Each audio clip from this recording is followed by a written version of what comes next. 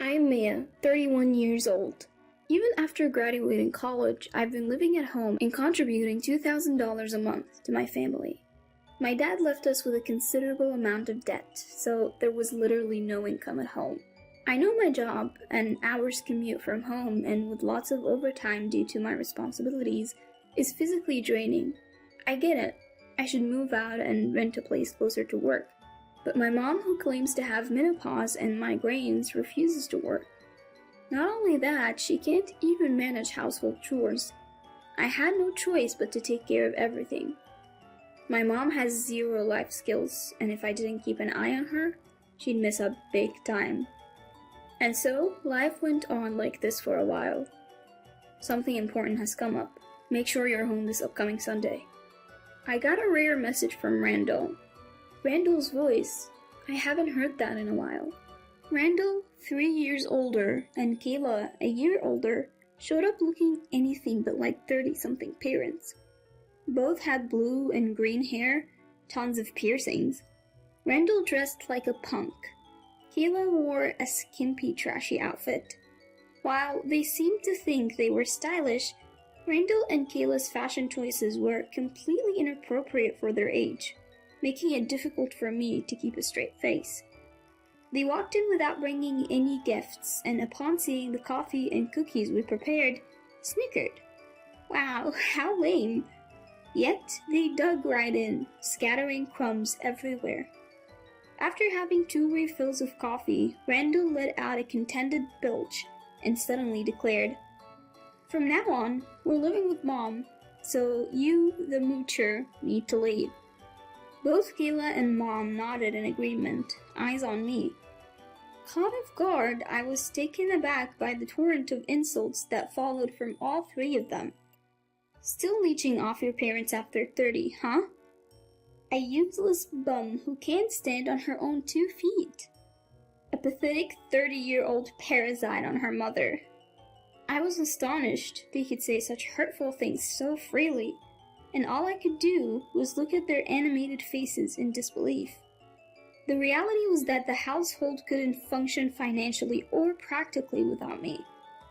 Mom wasn't particularly extravagant or reckless, but her lack of real-world experience made her naive and susceptible to scams and pyramid schemes.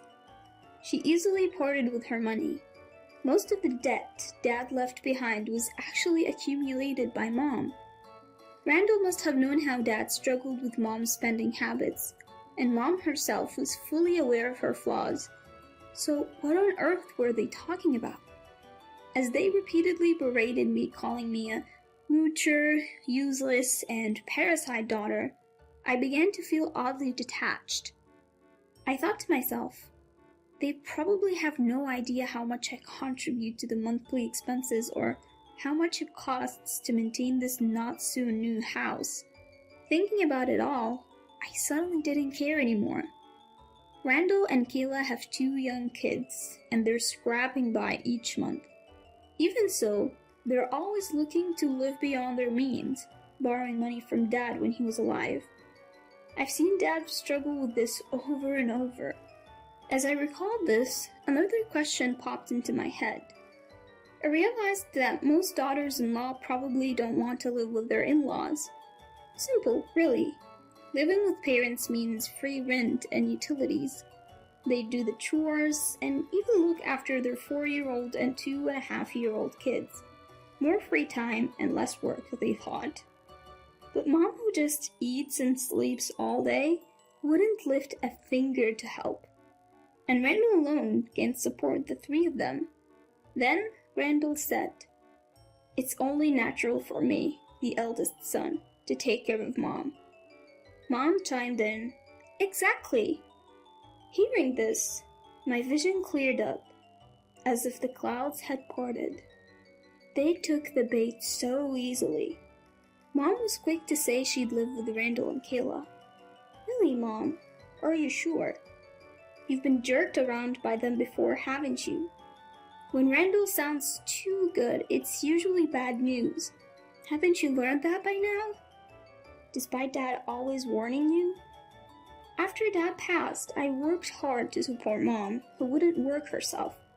I also took care of the house even when she faked being sick just to avoid chores. Randall was the darling child, while I was the servant. Randall barely graduated from a bottom-tier high school, but had a somewhat handsome face, so he became too proud and gave up at the first hurdle. Mom adored him to an absurd extent. I worked hard, earned my qualifications, and pursued the job I wanted. Mom couldn't care less. Experiencing such blatant differences time and time again, yet still hoping things might change, now seems utterly foolish. Enough is enough. I am done. There is no reason to tolerate this any longer. I'm leaving. Yes, that's what I'm gonna do. From their perspective, I'm useless after all. Once that thought crossed my mind, I felt incredibly liberated and decided to take action. I get it. I muttered under my breath. Hearing my response, finally, you get it. They smirked. Useless people are always slow to understand. Mom and Randall exchanged sarcastic smiles. Thinking I was out of sight and out of mind, Mom, Randall, and Kayla excitedly discussed their future living arrangements. While I watched their faces with a newfound indifference, I had a thought. They might see me as a burden, but my income is actually 4 times higher than Randall and Kayla's combined. The new apartment I secured is just 5 blocks from work, a 10-minute car ride tops. I could even bike or walk there. It cuts my previous commute down to a sixth, so even if I work late or have a hectic schedule, the strain on my body will be minimal. I got excited at the idea of walking to work during the pleasant seasons. Since most of the money that used to go to my family will now go toward rent, I picked a spacious apartment with a large living room, a walk-in closet, and 2 bedrooms covering 400 square feet. I plan to use the second bedroom as an office for when I bring work home. I upgraded to a faster computer and decked out my space with a large TV and bed that I couldn't have at my parents' home. When the time came to move, I loaded up all the appliances I had purchased with my own money into the moving truck. Seeing the confused expressions on Mom, Randall, and Kayla's faces almost made me burst out laughing. The refrigerator, microwave, oven, robotic vacuum, washer, and dryer. All of it was handy-picked by me from options recommended by a friend in the appliance industry to make my life easier while balancing work and chores. Why are you taking those appliances? They belong to this house. Kayla screamed hysterically. They're appliances I bought. I just left them here because I was living here. I replied with a composed smile. Kayla clenched her teeth with a cartoonish pout, glaring at me, but it didn't scare me at all. In fact, it seemed almost comedic. Leave them. We'll be in trouble without them. This time, Mom yelled. Why would you need them when you don't even do housework, Mom? Besides, if I'm getting kicked out, why would I leave behind things I bought? As I replied with an easy smile, Mom raised her voice even higher and snapped. Are you kidding me? You freeloader! Since when did our appliances become yours? Mom kept going on like that, but I said, I guess I'll be going now. Take care, everyone. I said my goodbyes and climbed into the passenger seat of the moving truck. As we drove away, their bewildered faces were a sight to behold, and it felt incredibly satisfying. You might think I'm a bad person, but after being taken advantage of for so long and then kicked out, a little schadenfreude seems fair. The next day in my new home, Randall called, furious. What did you do with the 2 cars we had? I'm driving one, and I sold the other, I casually replied. How could you do that? How will we get by? Give it back! He screamed. Hold on. Both cars were in my name. Why would I give it back? If you need a car to get by, get your own. I couldn't help but think I was being a bit nasty. After all, I knew Randall and Kayla had traded in their own cars. Sure, it's tough to live without a car with my parents' houses, but you could always bike or take the bus. It's doable if you don't complain or get luxurious about it. Probably. How will we get by in an empty house without any appliances or cars? Randall raged. You can always buy what you need. You're working, aren't you? I responded and promptly hung up the phone. I didn't tell anyone my new address because I knew they'd come crying for help with other things too. In my new life, I welcomed a toy poodle, something I'd always wanted, and started living a peaceful, carefree life, just the two of us. Life without Mom, who relied on me for everything, is just a breeze. I realized how much of a burden it had been. Potty training my dog took some effort, but he's so smart and adorable. He learned to sit, paw, lie down, and stay pretty quickly. He's a great companion when I'm not home, and truly a source of comfort. Life is good. And, would you believe it, Mom and the others reached out to me crying just a month and a half later. Already giving up, huh? I thought as I listened to the complaints from Mom, Randall and Kayla taking turns calling me. They can't pay back the debt Mom has accumulated, can't manage daily expenses, can't go shopping or out because they don't have a car, and nobody does, or rather can do, any housework.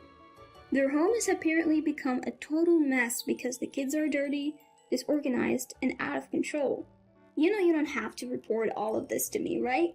I was the one who got kicked out. I told them after listening to all of their complaints. All three were like, come back, do the housework, contribute money.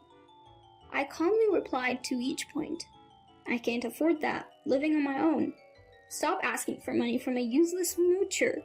I'm busy with work and might be relocating soon, so I can't come back. Figure it out, the three of you. What really left me dumbfounded during the conversation was learning that both Randall and Kayla had quit their jobs. Why did you quit? How did you plan to live without working? I asked. Turns out Randall and Kayla assumed Dad had left them an inheritance. What a shocker. Come on, I've told you this time and time again. Dad left us in the red. You could say it's a negative inheritance, you know? You keep freeloaders at home and Mom doesn't even work, so you must be hiding a fortune from me, right? Randall just kept going on with his assumptions, not listening to a word we said. So I finally told him, if you're so convinced, why don't you check Dad's account? When Randall and Kayla actually checked, they were stunned to find no inheritance. Still, they kept sending me messages like, help us, come back, do chores, I'm hungry, lend us money. I asked, you're going to pay it back, right? They were all left speechless. Turns out, they never intended to pay me back. They saw me as someone to exploit endlessly. Disappointing, really. I finally told them, I can't help you with anything anymore, so don't contact me. Goodbye. I blocked calls from Randall, Kayla, and even Mom. Without a car or money, I doubt they could even come to my workplace. I no longer have any connections to the life of Mom, who has debts, and two irresponsible adults who hate working and have two kids who will need more support. Although I wish they'd become better parents or grandparents for the sake of the kids, I doubt it will happen. People don't change that easily after all. I'm financially stable, but I have no intention of being exploited any longer or giving a single cent, as the love has also vanished. In fact, it looks like I'll actually be relocating for work. I'm going to be the head of a newly established branch for a new project, and might settle there long term. So I'm thinking of buying an apartment nearby. It's a bit suburban, so it looks like I'll be able to get a pretty spacious place. I'm excited! I plan to keep working hard and enjoy life, with my dog by my side.